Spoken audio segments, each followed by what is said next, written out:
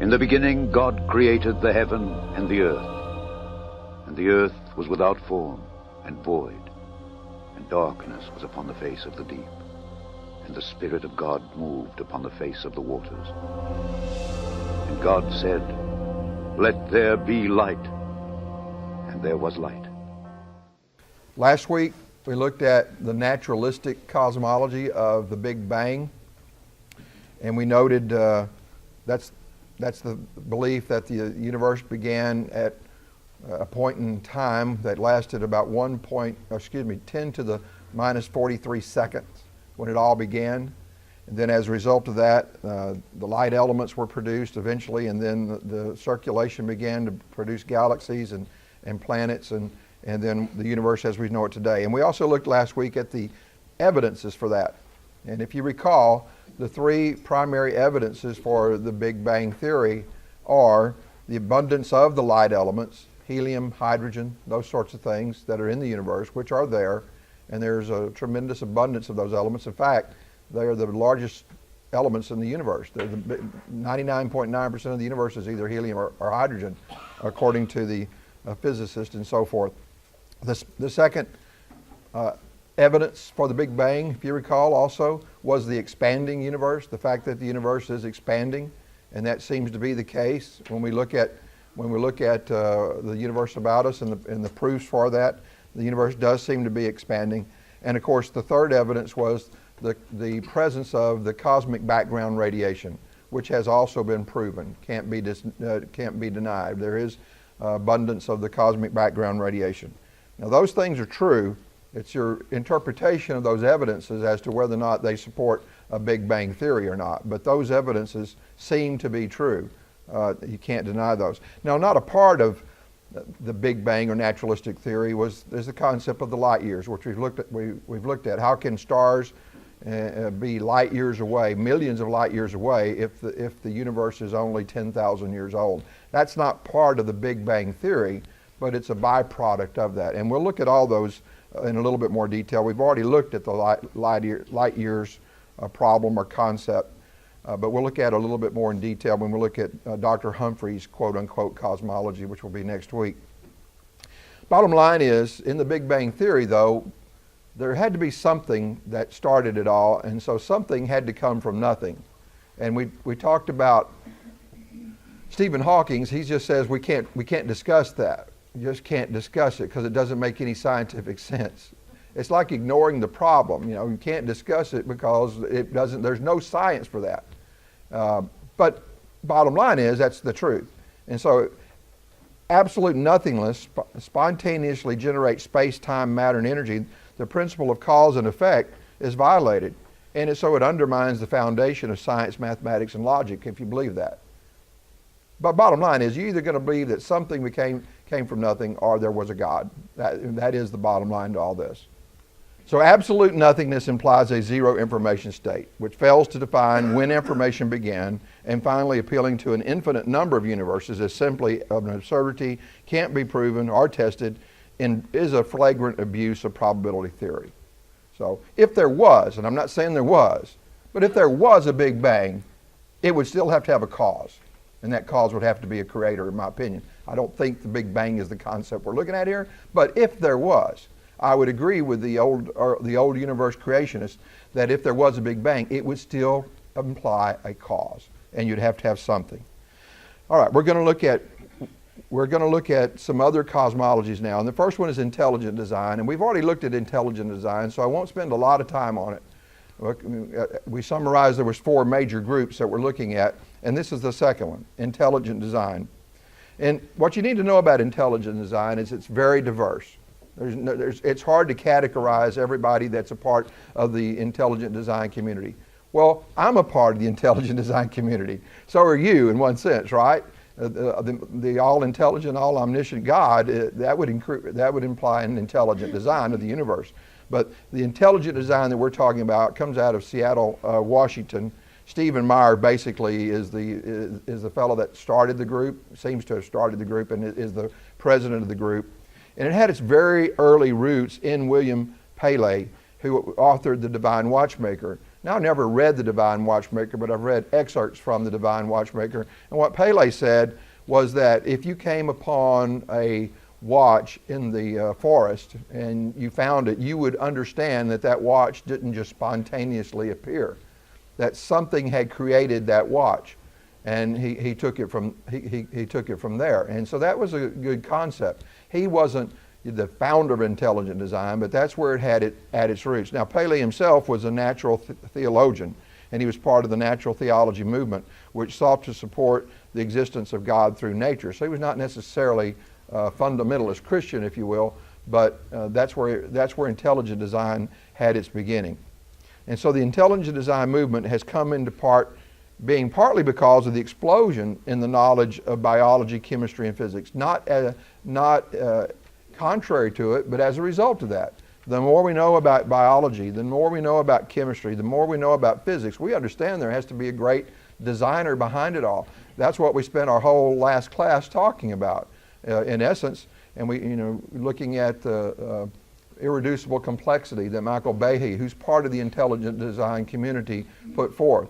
So when you look at the things in physics, you look at the things in biology, you look at the things in chemistry, it supports a designer, not goes against it. And I mentioned a few names, but there's many, many names. There are many, many people, and most of these are at least PhD educated scientists, and they're all scientists. Stephen Meyer, William Dembski, Jay Richards, Michael Behe, Michael Denton. I could add a lot more names to that list. And all of these are part of that community. You can go to their website and look at the Discovery Institute, which is part of the that's what they call their institute, Discovery Institute, which is out of Seattle, Washington. Dean Kenyon, Guillermo Gonzalez are part of that group as well. They in particularly have been picked out by the university community, by the intelligentsia community, if you will, and have been actually ostracized. And Guillermo Gonzalez is the Privileged Planet author that we'll be looking at in a few weeks. And in the film Expelled, No Intelligence Required, if you've seen that film, he details what happened to those men as a result of their belief in intelligent design. Now, not their belief in a creator. The intelligent design community doesn't use the word creator. We won't find that, but they imply an intelligence behind all of this. So again, the Discovery Institute, you can go to their website and see who all's a part of it, all based out of Seattle, Washington. So again, intelligent design is not necessarily a religious movement, and they would deny themselves being a religious movement. I've seen Stephen Meyer interviewed before, and even William Dembski interviewed before, and they would design that it is a religious movement. They consider themselves a scientific movement, not a religious movement.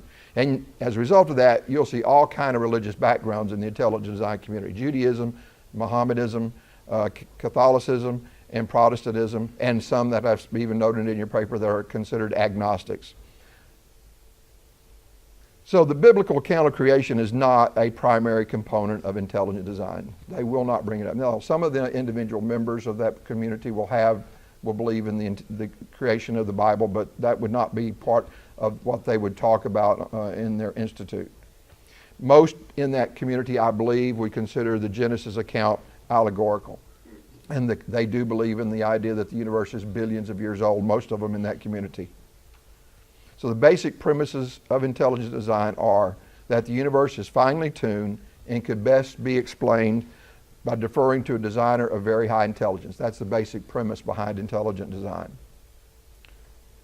Fred Hoyle, who you might consider, we've used his name a lot in this class because he's done lots of work to show that there has to be some sort of intelligence behind it all. He's not part of the intelligent design community. He's long gone by now, but he made the comment: a common sense interpretation of the facts suggests that a super intellect has monkeyed with the physics as well as the chemistry and biology, and that there are no blind forces worth speaking about in nature.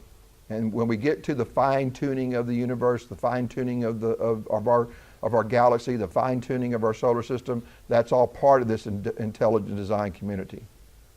So according to Stephen Meyer, chance alone cannot explain the anthropic principle, and we are not just here because of sheer luck. Remember, the anthropic principle is that we're here, so something had to occur for us to be here, doesn't necessarily imply in and of itself an intelligence beside it. But Stephen Meyer says it's not by sheer luck.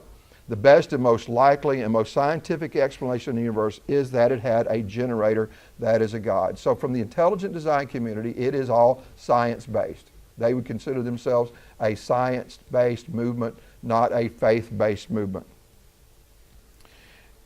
Intelligent design is also rooted in information theory, and we looked at this last time. William Dembski's book, The Design Inference. If you have an inclination to read some of this, I would recommend that book. The last part of it gets rather detailed, but the first part is easy to understand, and I think it eloquently shows that information had to come from somewhere, and probability theory denies that all this came about by chance. So, the intelligent design community then makes no definitive statement about the origin of the universe. They don't say where the origin of the universe came from. They just say that it had to be a designer. They make no definitive statement about the origins of man, the age of the earth, and their view of the Bible or other biblical concepts such as the Noah's flood. Some of them may make this, and again, you got to look at individual people. They don't publish a book or a doctrine that they go by, but as a whole is what I'm talking about here. So what does a Christian do with intelligent design? Is it a good thing? Is it a bad thing? Should we ignore them? Should we consider them just scientists and not pay attention to them? And I liken this to, as you see there on the slide, throwing the baby out with the bathwater. You know, I don't think you ignore the intelligent design community. I think they have a whole lot to offer us, and I think we can look at their things and we can say, yes, there's scientific proof, if you need it, that there had to be an intelligence behind everything in the universe. So no, I don't think it's something that we need to ignore. And they've produced a lot of literature, a lot of books, a lot of multimedia sources, and they are widely criticized by the scientific community. They're looked upon as pseudo-scientists, even though they're very educated, come from all walks of the educational spectrum, from philosophers to astrophysicists to chemists to mathematicians, so on and so forth. But as a whole, the scientific community doesn't acknowledge them. But they do offer us a whole lot, and they help support a biblical creation point of view. Dr. Georgia Purdom has written, the intelligent design movement makes clear that Darwinism, naturalism, is based upon presupposition that the supernatural does not exist, thus affecting the way one interprets the scientific evidence. And so they are anti-Darwin. What's the problem with intelligent design? The problem with intelligent design from a Christian standpoint is that it is a divorcement of the creator from the creation. They don't want to say anything about a creator, so they won't mention that. And I think the reason they do that, even though some of them may believe it, they don't want to do that because that would even further ostracize them from the scientific community. Well, they already are. So I don't know why they're afraid to do that, but they just will not mention it. And so from a Christian standpoint, that's what we don't like about what I don't like about the intelligent design. They won't acknowledge a creator. They want to divorce themselves from that. They want to stay away from religion, in other words.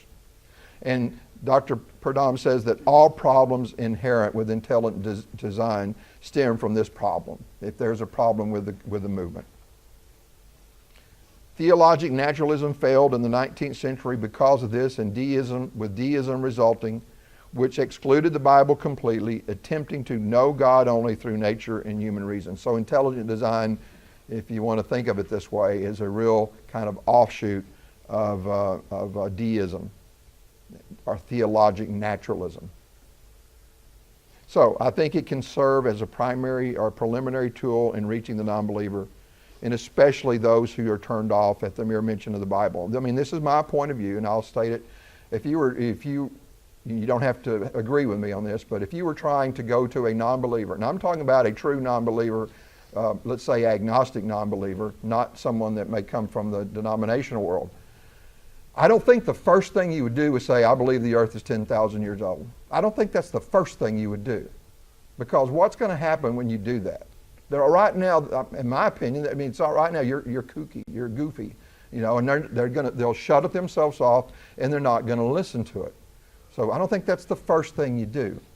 You don't shy away from that. If you believe that, you don't shy away from that, but that's not the first thing you do. The first thing you do, and the whole purpose of our class right now, is to first establish that there had to be an intelligence behind all of this that we're seeing, i.e. God.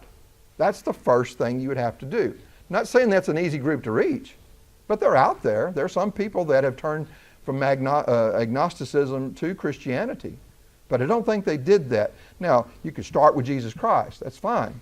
But as far as talking about the universe per se, I don't believe you would start off by saying there's evidence that the universe is only 10,000 years old. The first thing they're going to do is they're going to go right back to the things we just talked about last week. Well, explain to me cosmic background radiation, if they know that kind of stuff. Talk to me about the light years problem. Talk to me about all the light elements in the universe. Talk to me about the expanding universe. And so I believe you don't start with the concept that the universe is young. All right. The other cosmologies that we're going to look at from this point on are an attempt to merge creation, especially biblical creation, with modern day scientific thought. The old Earth scientists think that the evidence that supports the universe of being billions of years old. So the next group we're going to look at today is what we would refer to as the old Earth, the old universe people. And there's many different shades of these out there, many different shades. And I'm going to look at just a couple of them. There's basically 4 schools, but many different shades of that school. One is the gap theory. We'll look at that in just a minute. The second one is progressive creationism. The third one is the framework hypothesis. And the fourth one is, I would lump in the concept of theistic evolution. And again, a lot of different variations on those. What's the gap theory? Everybody heard of the gap theory? Most of you heard of gap theory? And we're not going to spend a lot of time on each one of these. Next week I'm going to spend a little bit of detailed time on some permutations of these, okay?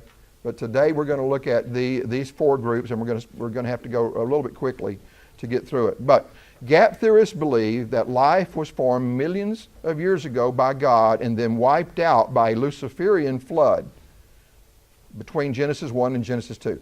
Something happened between Genesis 1 and Genesis 2. I don't know what a Luciferian flood means. If there's somebody out there that has read this stuff, please tell me. I think it implies there was a battle that went on in the heavens between Lucifer and God and so forth. That's what it means. So the word flood, don't get the idea of the flood of Noah. But something happened. The universe was created. Genesis 1:1. In the beginning, God created the heavens and the earth. The universe was created. Then there's a huge gap between Genesis 1 and Genesis 2. They fill in that gap. They fill in that gap with this Luciferian flood stuff. And then when you start on Genesis 2, God then is recreating the earth. So you have this huge gap of millions, really I guess you would say billions of years. And so in this model, the universe was created in the first verses of Genesis and the earth created secondly. And the initial events took millions of years, with the rest of the model taking just a few days. What's the framework hypothesis? Now, you've heard that term too. And the reason we're talking about this is a lot of times you've heard these terms, but you may not have conceptualized them. This is a real short way of conceptualizing them instead of going into great detail about them, but you can conceptualize the framework hypothesis. And the framework hypothesis believed that man's body developed from ape-like predecessors through God-directed random mutations and natural selection. In other words, random mutations and natural selection occurred. Evolution occurred, but it occurred because God directed it. So it was God-directed evolution. And as a result of that, then eventually hominids, ape-like people came upon the earth, which we are descendants of, but they didn't have souls yet. Souls hadn't been placed there yet. This is the framework hypothesis. Then eventually God placed a soul into man. So man became truly human when God supernaturally placed the image of himself into man. So that in a nutshell is the framework hypothesis. The days of creation then were not literal days, but millions of years old. I really should, again, change that. It should be billions, but I've kept it millions. All right, what about theistic evolution? Everybody's heard of theistic evolution, right? Theistic evolution is similar to the framework hypothesis, so it's part of that, sort of part of it in one way. But the theistic evolutionists hold that God created the first life in the form of a single-celled organism. The difference between them and the framework hypothesis is the theistic evolutionist would then believe, then he left everything alone. Okay. He basically got it started. I would put in that category our friend Dr. Francis Collins. We studied him last session as well. The guy that was the head of the Human Genome Project. He believed that DNA was way too complex an organism to have just came together on its own. So God placed DNA here, and then from DNA, then everything started. And that's what the theistic evolutionists would say. Some theistic evolutionists wouldn't say God even placed the first DNA here. He placed the molecules here and then left things alone. So single-celled organisms mutated, and through natural selection in millions of years, all the various life forms came into being, guided by God, but not necessarily directly guided like in the framework hypothesis. Obviously, in this case, the days of creation are epochs of time in this model. So to me, this is my, again, I'll let you know when it's my opinion on some of this stuff, so you'll know this. But to me, this is probably the biggest cop-out of all. You know, either believe there's a God and he created everything, or don't. But don't throw theistic evolution there, just theistic evolution there, without looking at the science behind it, which we've already done. You know, the science doesn't support it. And yet many of our Christian friends want to buy into this without even looking at the science. Well, it must be true because everybody believes it. But I believe it's a huge, huge cop-out. And it's neither biblical nor scientific. It's neither one. And so the most popular, I think, maybe the most popular one right now is the progressive creationism. The reason it's so popular, I think, has to do with Hugh Ross. Hugh Ross has gone on, believes in progressive creation. He's got his own website as well. We'll talk about that in just a second. But it is a very popular concept, progressive creationism. And again, its most visible and noticeable proponents, Dr. Hugh Ross, astrophysicist, well-credentialed, physicist from the University of Toronto with postdoctoral work at Caltech, founder and president of Reasons to Believe, and author of many books and several videos. You can Google those or get those. Creation in Time, Beyond the Cosmos, The Recreator in the Cosmos, and the Genesis Question. And so what does progressive creationism entail? It's similar to the framework a little bit. There's a little bit of similarity there. And the progressive creationists believe that God created life in spurts. Not through natural selection necessarily, though, but that these animals, plants, came into being through these, I would call them spurts in time. And then they become extinct, and then he would make some more. And so God made man about 10,000 to 60,000 years ago to replace the soulless hominids. So again, this is a little bit different than the framework. The man didn't necessarily evolve, but he was created and replaced them. And so that's what happened. The universe was created in these periods of time. And so the universe then would be billions of years old. And the progressive creationists then believe in the Big Bang Theory. And they believe that our world is 4.5 billion years old, the universe 13.7 billion years old. Now, believe it or not, the progressive creationists believe in the inerrant Word of God. They will tell you they believe in the inerrant Word in God. They certainly would take the book, the Gospels. They'll take the New Testament and consider that the absolute inerrant Word of God. But their point of view is that Genesis is speaking figuratively. And so it's inerrant. And you can, I get that. There's figurative language in the Bible, right? So just because you say it's inerrant doesn't mean there can't be figurative language. And I get that. I think they're wrong about their conclusions, but the fact that there can be figurative language is true. There can be figurative language in the Bible. We see it all the time. We see it in the book of Genesis, not just the way they do. But there's figurative language in talking to us about creation. Man doesn't have the concept of all the processes God went through when he created the universe. So there has to be some element of figurative language in the book of Genesis as well as the Bible. And from their point of view, this is why they say the Bible is still inerrant. It's just using figurative language. For them, the flood was a local event. It wasn't a global event. the progressive creationists. The geologic layers that we see are the results of millions and millions of years. So they try to marry current thought with the book of Genesis. They not only believe science confirms the Big Bang, but in fact, they believe that the Big Bang is proof of a creator. And we've looked at this already. How about the people we're most interested in maybe is the young earth creationist.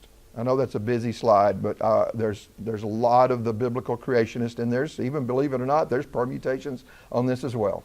There's all kind of different permutations on the young earth creationists.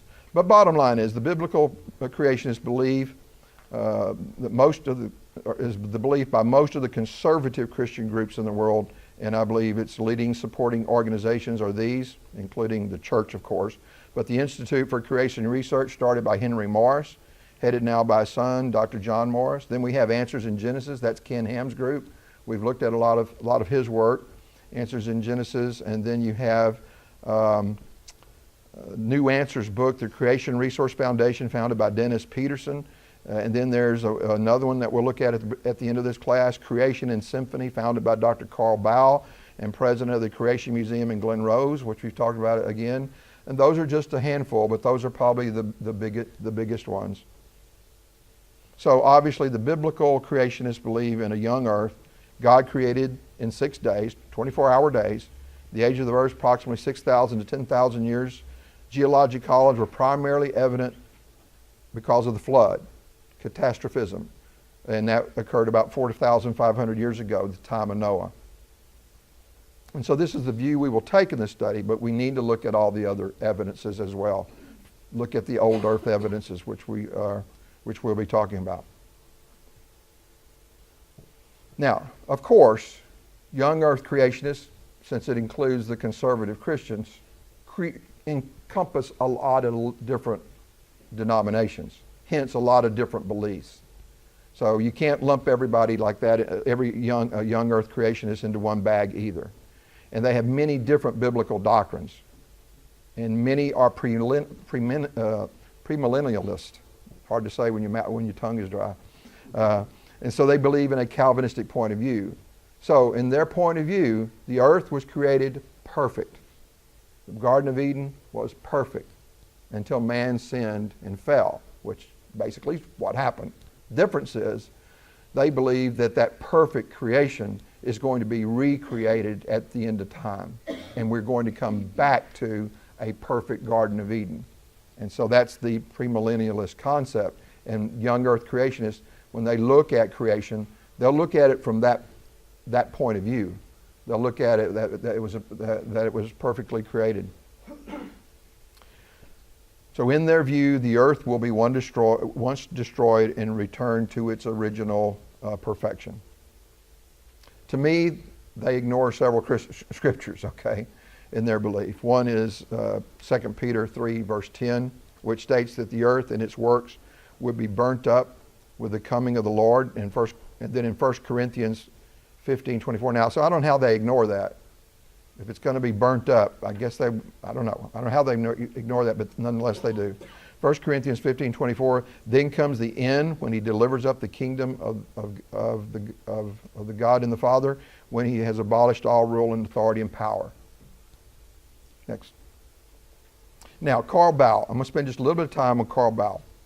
Carl Baugh's Creation and Symphony. This is a fellow that I knew nothing about until about, 6 or 7 years ago when I had an insomniatic night and I flipped on one of the channels, and here's this guy talking about the creation of the universe and so forth. And on the surface, it sort of made a lot of sense. He's a young earth creationist, okay, very, very much into the young earth creation. But he had some ideas about what the firmament meant and some of these things. So he believed that the firmament in Genesis 1:7 amounted to a metallic canopy. Now he came up with this word because of what the word firmament means. And if you look at that word, and I'm not a Hebrew scholar, but the word seems to be beat out. Okay, the concept of beat out, the firmament beat out. So he said it was a metallic firmament, very thin firmament, but a metallic firmament. Even gave the earth a magenta color. And the result of this, and he's tried to prove this, and if you go to anybody go to his museum besides me and Cherry in this room? If you went to that museum, he's got a hyperbaric chamber there. Even the windows in his creation museum are magenta, okay, in color. And so he's really into this, and I assume he's still alive. I haven't looked up his name recently, but as a result of this magenta color that the firmament had, it allowed for plants and animals to grow to much bigger sizes and have a much longer lifespan. So he's got this hyperbaric chamber that he's trying to simulate the conditions of the pre-flood earth. That's what he's trying to do. A good try, but as a result of this firmament, and I don't think this is on this next slide. Let me look at it. Go back. As a result of this firmament, he believes that the order of the creation is based upon how it would be viewed on earth. So the reason when the universe was created, it included the stars and the sun and the moon and all the heavens. But if you were on earth, because of this magenta canopy that was above you, you would not be able to see them. And it wasn't until the fourth day that that magenta canopy would be starting to disintegrate. And hence, when he talks about the sun, the moon, the stars being created on the fourth day, it's from the earth's perspective, so now you could see them. That's his point of view. I'm just telling you what his point of view is. It's kind of interesting. I don't agree with it, but I mean, it is sort of interesting. So my point is, does it really matter if you believe in a young earth or an old earth? What do you think? Does it really matter? Can a person become, let me rephrase this question. Can a person become a Christian without believing in the earth being 10,000 years old? Well, of course they can. I would deny anyone that said otherwise. It's not required in the New Testament that you believe in a young earth or an old earth. And now I'm going to get a lot of trouble for saying that. But that is not an absolute requirement for Christianity. And to put that, to me, to put that burden on someone when they first come into the church it's not right. It's not right to do that. Now when we first become Christians, we're babes in Christ, right? People can be taught. But I think it does matter. I think it does matter when you start looking at the Old Testament and what Jesus said about the facts of the Old Testament. But as far as becoming a Christian, at the point of Christianity, it is not an absolute requirement. Acts 2:38 says, "Repent, let each one of you be baptized in the name of Jesus Christ for the remission of sins, and you will receive the gift of the Holy Spirit." That verse does not say, "and also believe that the earth is 4.5 billion years old," or 10,000 years old, the other way around. That verse doesn't say that. It doesn't require that.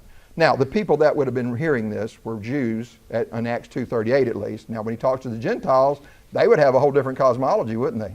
They wouldn't have all this. And still, the requirements for Christianity were the same, whether he's talking to a Jew or a Gentile.